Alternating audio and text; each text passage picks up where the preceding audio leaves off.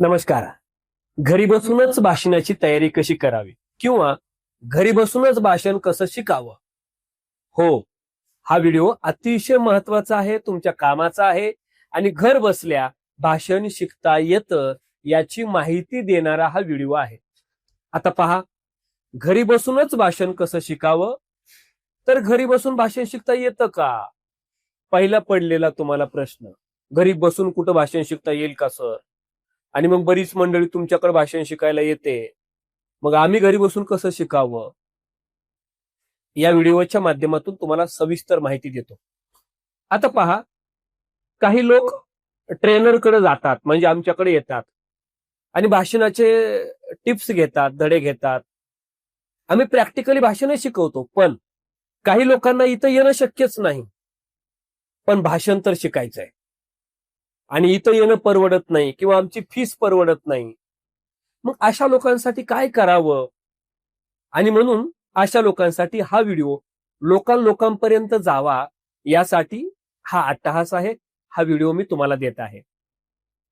काही लोकांना ट्रेनिंगची गरज आहे, काही लोकांना ट्रेनिंग नाही केलं तरी जमतं. उदाहरणार्थ, शहरातले मुलं पाण्यात पोहण्यासाठी कोचकडे जातात आणि पोहण्याचं ट्रेनिंग घेतात. काही मंडळी ड्रायव्हिंगसाठी ड्राईव्ह स्कूलला जातात आणि गाडी चालवण्याचं ट्रेनिंग घेतात.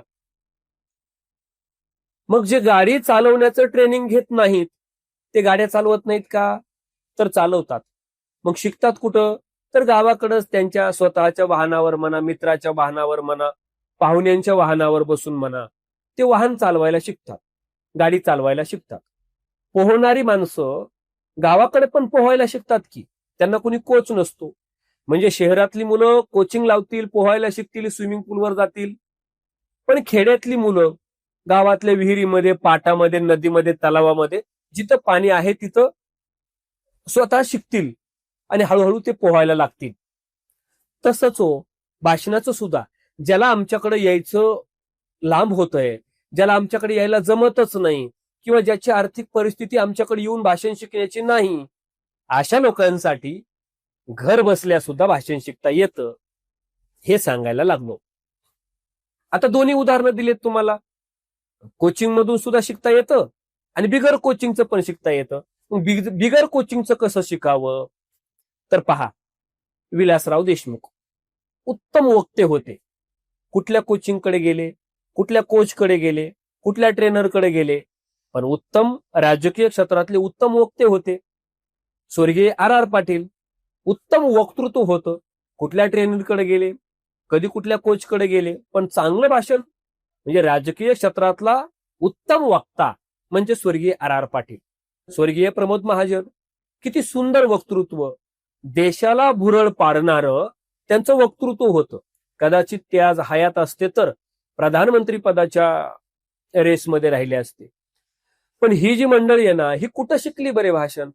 ट्रेनरकडे गेले नाहीत, कुठल्या कोचकडे गेले नाहीत, कुठल्या ट्रेनिंग सेंटरमध्ये गेले नाहीत.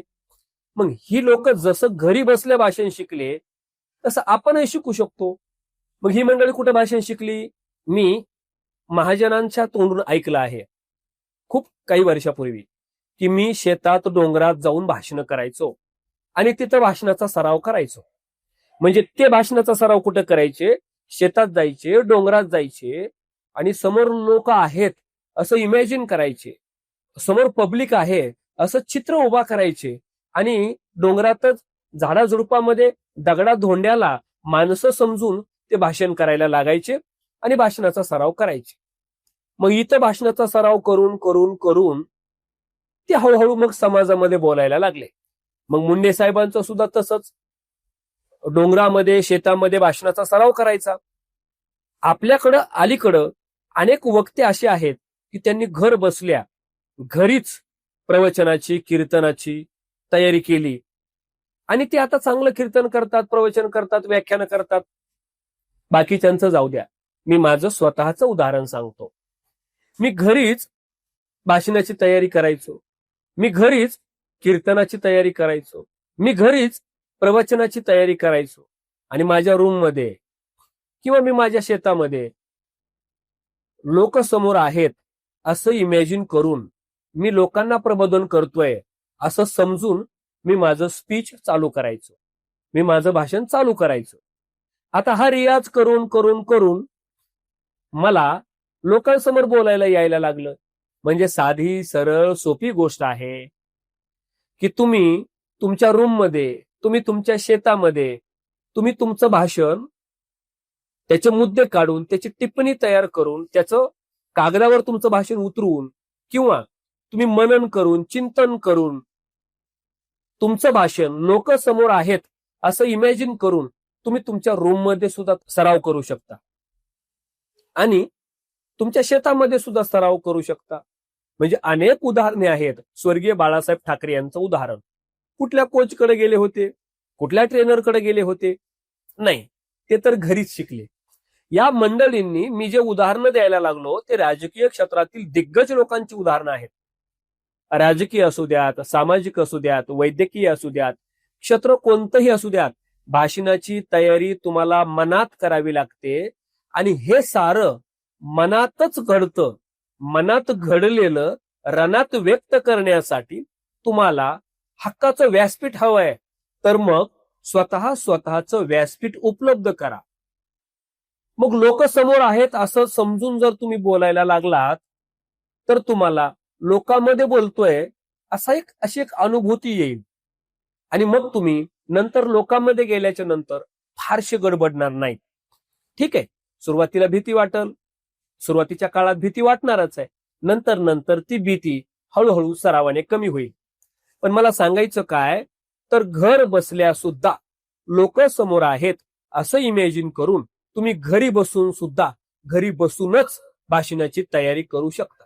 मग आता ज्या मंडळीला नाही सर घरी बसून शक्यच होईना, किंवा शेतात कुठं जाणं आम्हाला शक्य नाही, किंवा घरात आमच्या गर्दा असतो, किंवा घरात आमच्या तसं वातावरण नसतं, मग अशा लोकांसाठी पुणे मुंबईला मेट्रो सिटीमध्ये भाषण कला प्रशिक्षण वर्ग आहेत. तुम्हालाही आमच्या भाषण कला प्रशिक्षण वर्गात सहभाग घ्यायचा असेल, नाव नोंदणी करायची असेल तर करू शकता. पण ज्याची ऐपत नाहीये, ज्याची आर्थिक परिस्थिती नाहीये, त्याच्यासाठी हा फॉर्म्युला अगदी बेस्ट आहे. घरच्या घरी सराव करणे, मनन करणे, चिंतन करणे आणि घरच्या घरी सराव करणे.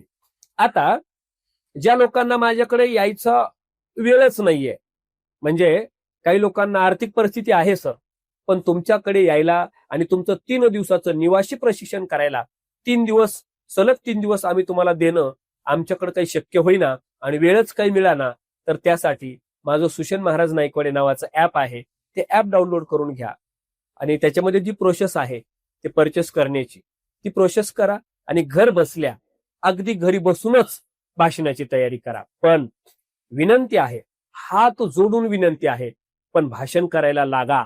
भाषण केलं तर तुम्ही चमकणार आहे, भाषण केलं तर तुम्ही प्रसिद्ध होणार आहे. तुम्ही सिद्ध व्हा, जसे आहात तसे सिद्ध व्हा आणि मनात, घरात, शेतात, डोंगरात कुठंही भाषणाची तयारी करा, पण भाषण करायला लागा. कारण इथून पुढे भाषण करणाराचे दिवस आहेत.